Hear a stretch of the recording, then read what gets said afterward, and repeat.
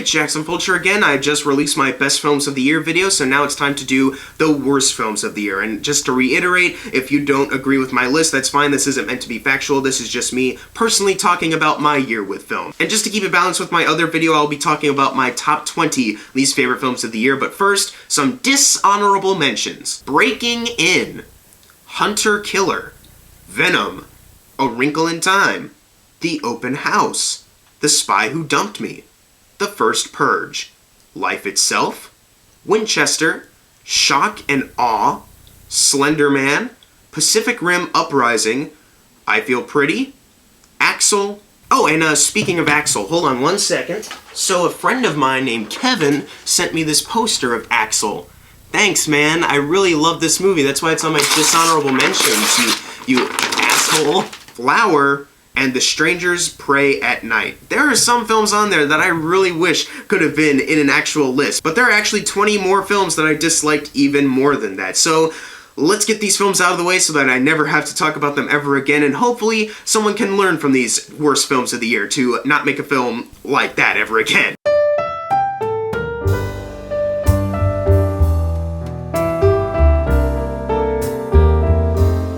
Traffic is just a really boring movie overall. No lead performances I really like, which is surprising, because sometimes in movies like this I'll be like, well, the main actor or actress was really good, but Paula Patton I was actually not impressed with at all. She seemed like she was really sleepwalking through this and didn't really care that much. I was not riveted or in suspense at any point in the movie. The only thing I really liked was one twist involving a cop character. I was like, okay, that's kind of interesting, but everything else just seemed really just lame and kind of boring, and that's kind of shocking because this movie is playing on a real issue, human trafficking, but this movie doesn't really startle me as much as actual human trafficking does, so this movie's kind of a fail.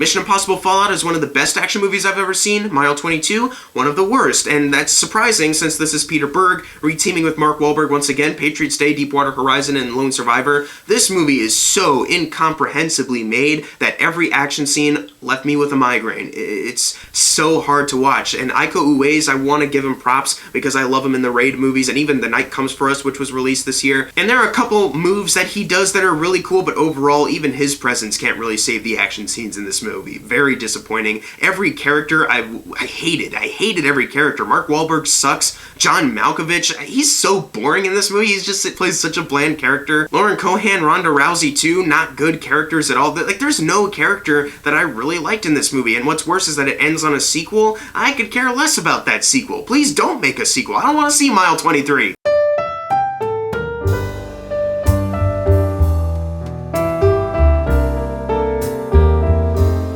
I was really excited for Terminal for a bit because I liked the cast and I think it had an interesting look, but unfortunately none of the characters I really liked at all. None of the stories really intrigued me at all. The only thing I really liked is the visuals that the cinematography is able to capture at a couple points. Other than that, I was really bored with it. This movie just feels really soulless and kind of lifeless, and near the end of the film there's a twist that is a major fuck you to the entire audience, where I was like, okay, yeah, this is easily one of the worst movies of this year. Sorry, Mike Myers, I know this is your comeback movie technically, but even this isn't even a good comeback performance for him. And even Simon Pegg, an actor I really like, isn't that good here. Margot Robbie, I'm sorry, I know she produced this movie, so I'm sorry, but this movie just, it's not the one. This isn't it, Chief.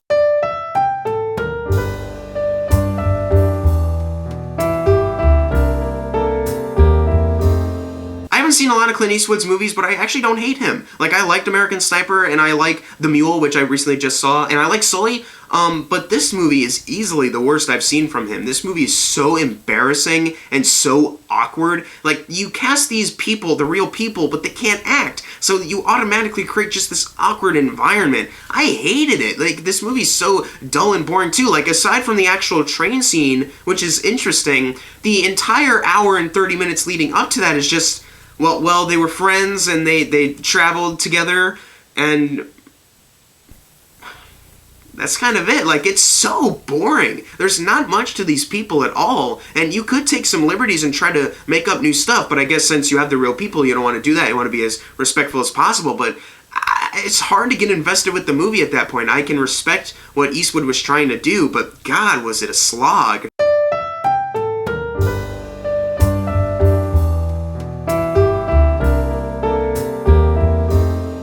Acrimony. Oh my god, this is embarrassingly dull. Tyler Perry trying to do another thriller movie and it just didn't work out well. Taraji P. Henson is annoying in this film. I was just hoping for this movie to focus more on the dude, but they didn't, and clearly his story is a little bit more interesting, but Taraji P. Henson's just overacting her ass off, and it's not good. It's so irritating. The movie gets kind of funny in the last 10 minutes when it just goes for like straight up guilty pleasure dumb ending. At that point I was a little bit entertained, but it doesn't make up for the fact that this movie is just so poorly made. There's a moment where two characters are just, they're walking by like the water and they sit down on a bench and you can tell it's green screen. It's like, how lazy do you have to be? I know Tyler Perry makes stuff on the cheap, but god damn, like this is a new level of lazy where you can't even go outside to sit on a bench. You have to do it in front of a green screen? Taraji P. Henson lands in water in the finale, but then somehow gets back on the boat without anyone noticing, and she's completely dry. That's the level of filmmaking we're dealing with here.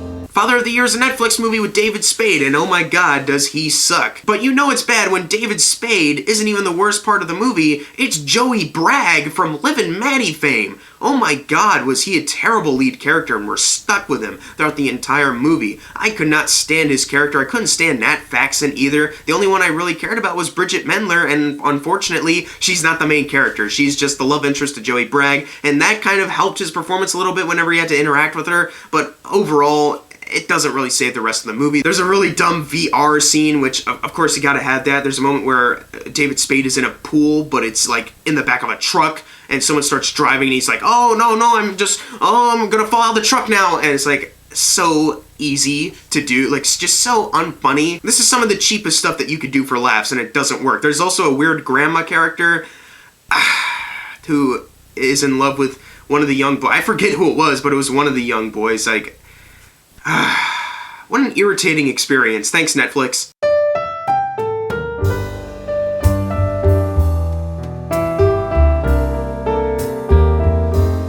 Night School, not the first time that Tiffany Haddish will be on this list. Surprisingly, her character wasn't awful, it's just everyone else in this movie that's terrible. Kevin Hart isn't that good here. I couldn't get invested with his character or his romance. Rob Riggle, I hate to say it because I genuinely kind of like him, but not in this movie. It doesn't work out for him. There's a wife character who is married to this guy who abuses her, but then she just gives him a stern talking to and then everything's okay. That was irritating. She was annoying. And then you have Taron Killam as the principal, who is so bad here that I literally considered turning off the movie at that point because he was like, okay, he is so awful here, I don't even know if I can continue watching this. It's basically just a bunch of elongated SNL sketches that they compiled into a movie, and that's the worst thing you could ever do when making a movie if it just feels like a bunch of sketches.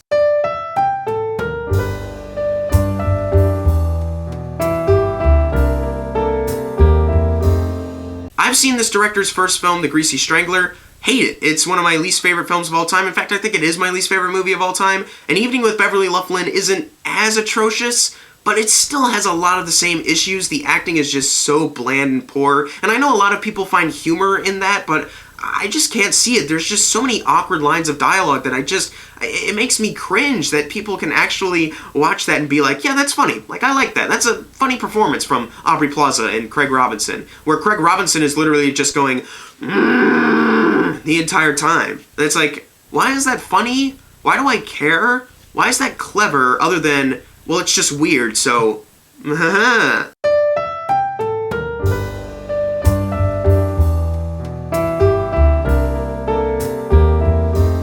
Status Update is a movie that I never heard of until my friends made me watch it on Rabbit. Thanks, guys.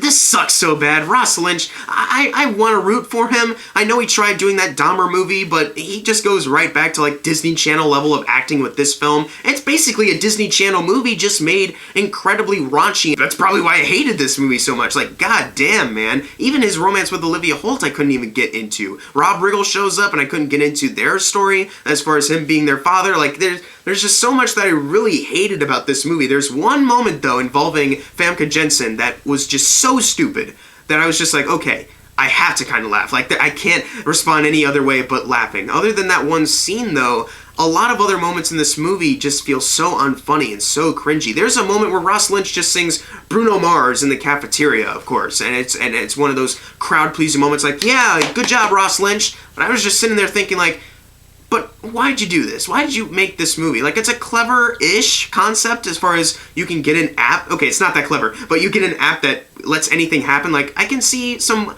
potential with that, but you're doing dumb stuff with it. You're not living up to this premise that could actually be much better with its execution and how you use it.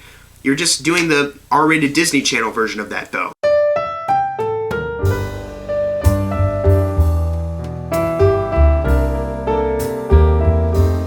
The reason Truth or Dare is so low is because I laughed my ass off during this movie. I loved laughing at this movie so hard. This is so awful in every way, and as far as acting, CGI on those terrible smiles, the writing, like at one moment the ghost is like, pick Truth or Dare, and you go, oh, well, I have to avoid this, so, Dare. I dare you to tell the truth. Like, wait, what? It's like stuff like that happens in the movie, and I was like, this movie is so technically bad, but god damn it, this movie is making me laugh so hard. So it's a little lower on the list, but it's still an awful movie, and it ends in such an awfully funny way. It's like Wish Upon, basically. It's so bad, but I couldn't help but laugh at it. Like, Jesus Christ, is this movie really funny?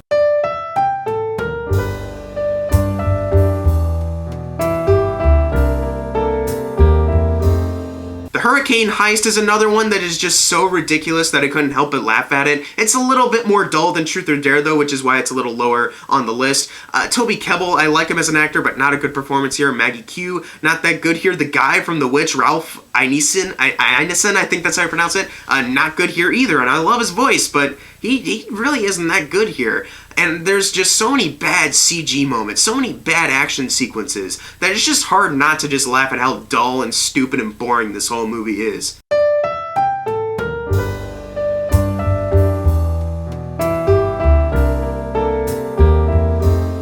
Interesting story with Gotti. I remember watching this, but I fell asleep halfway through because I was watching it on Rapid again. So the next morning I was like, okay, I'll pick up where I left off, where I last remember. But then I remembered I didn't remember anything about the movie. So I had to start over. So I watched it again, and I was like, wow, that's awful. And now it's been at least 6 months since I've seen it, and I don't remember anything about it.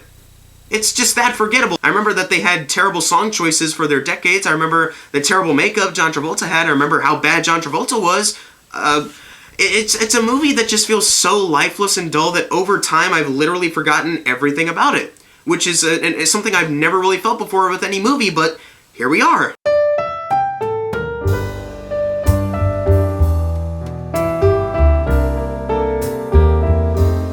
Fifty Shades Freed, the nail in the coffin of the 50 Shades trilogy. Wow, what a way to end it on. They ended with some, 2 minutes of excitement, but with the lamest characters possible. I love Dakota Johnson. I've sung her praises in my best video, but it's still not a good performance for Anastasia Steele. It's like whenever they enter 50 Shades of Grey, everyone loses their ability to act.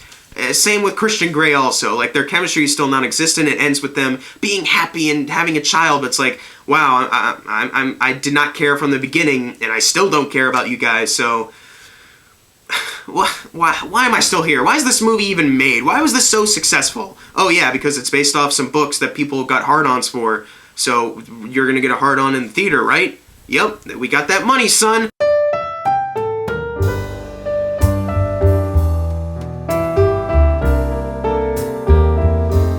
Melissa McCarthy continues to make crap comedies in her career, and I really just want her to make another comedy like Spy or Bridesmaids. But no, she's got to keep doing stuff like Tammy or The Boss or now Life of the Party, literally directed by her husband Ben Falcone, who has directed Tammy and The Boss before. It's I think my least favorite of them. It's just such a clumsily put together plot. It's basically remaking that one Rodney Dangerfield movie, but with Melissa McCarthy, and not as funny and not as clever. Melissa McCarthy got on my nerves so quickly, and the daughter of Melissa McCarthy didn't seem like she cared about anything at all. Debbie Ryan is playing a high school bully, but she's in college, so why is that a choice that they made? Maya Rudolph, I love her. She got on my nerves so quickly, I couldn't take it. There are certain directions that they take as far as Melissa McCarthy's ex-husband and who he's dating, and then who she's dating. Melissa McCarthy, it's like, I don't like what you did there at all. I hate how you're presenting this character right here. It's so gross. I hate it. And then there's a moment where they have Christina Aguilera show up just to basically perform for the characters to dance at a party to before the movie ends. It's like, is Melissa McCarthy seriously continuing to do like this lazy level of filmmaking? Like really, is Ben Falcone and her never gonna improve as a creative team? Honestly, my God.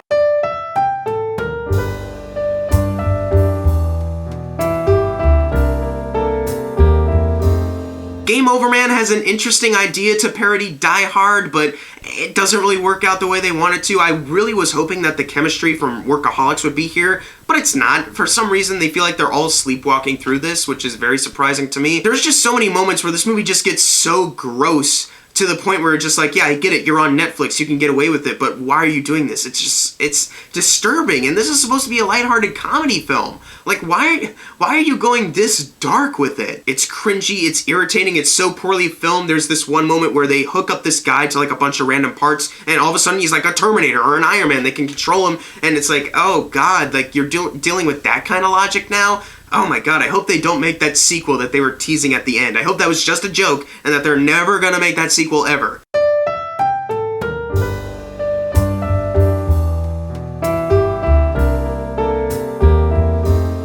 Kissing Booth is one of the cringiest movies I've seen this entire year. I've said cringy a lot, but it's true. It's so cringy, this entire movie. And then the movie expects you to care when it tries to get more real and emotional later, and I'm like, no, every character is so annoying and cringy, and Joey King sucks, and the guy from Super 8, who I liked in Super 8, sucks, and the guy who plays Joey King's love interest sucks. This movie just sucks that I can't care when you try to get real and emotional all of a sudden. Like, no! That makes me hate the real and emotional stuff later! This, Game Over Man, and my number 2 worst film of the year are some of the worst that Netflix has to offer, but we'll have to wait and see what number 2 is for later on.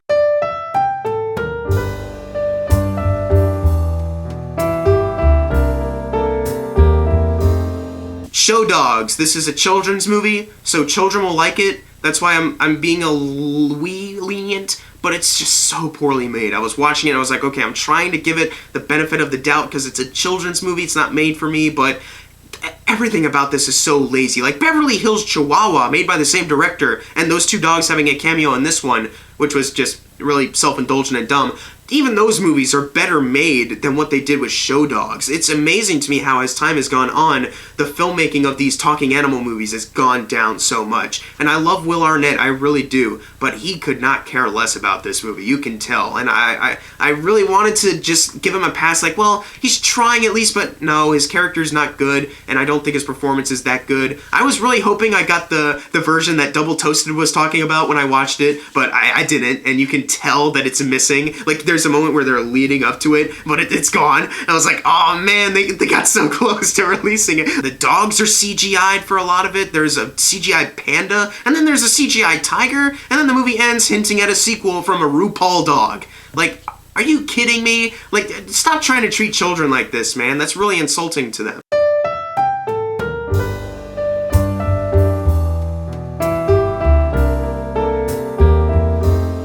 Nobody's Fool, the other Tyler Perry film on this, and the other Tiffany Haddish film on this. Oh my God, talk about elongated sketches. This movie felt like it was going on and on and on forever, and I was so annoyed. This is easily one of the most annoying comedies of this entire year. Tiffany Haddish, worn out or welcome. I liked her in Girls Trip. I liked her Oscar nominations thing with Andy Serkis, but she's really bad here, and I tried to give her a pass with Night School, but this was it. Like, I can't stand Tiffany Haddish anymore. I want her to do better stuff. I want her to actually be utilized well, but in this one, she was just let off, and she just went crazy, and that sucks. You should not do that with an actress like that, with a comedian like that in general. You should have some control over them, but Tyler Perry did not. Just, let's make this in 20 days, so just do whatever you want. Whatever, we'll compile a movie somehow. At first, they start off with this catfishing plot, and you think it's over, but then they start to focus more on another plot, but then they bring it back later, and that's why it feels so long, because it's like everything feels so disjointed. You could have easily made this a lot shorter, but you didn't, because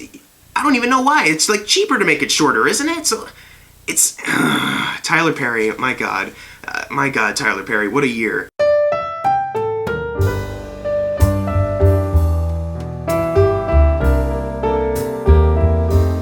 The package is nothing but Netflix's attempt at a raunchy comedy, but it's just a series of dick jokes. That's it. That's all the movie is. I've talked about this in my Netflix catch-up video. You can go there for more information, but I hated every single character. I've been told that the main dude from Alex Strangelove is really good in Alex Strangelove, but he annoyed me here so much. The girl from Blockers is here, and she doesn't even have that much to do. There's so many cringy lines of dialogue in this movie, so many terrible attempts at being like boundary-pushing R-rated comedy film, but it just never really worked. This movie in particular got under my skin as far as irritating me goes, because it was very clear that all it wanted to be was just nothing but an endless dick joke. And that got on my nerves real quick when you have to be that lazy with it. But now you're wondering, what is my least favorite film of the entire year? And it's probably something that you aren't expecting to be. I didn't expect this to be my least favorite of the year, but here we go. My number one worst film of the year is...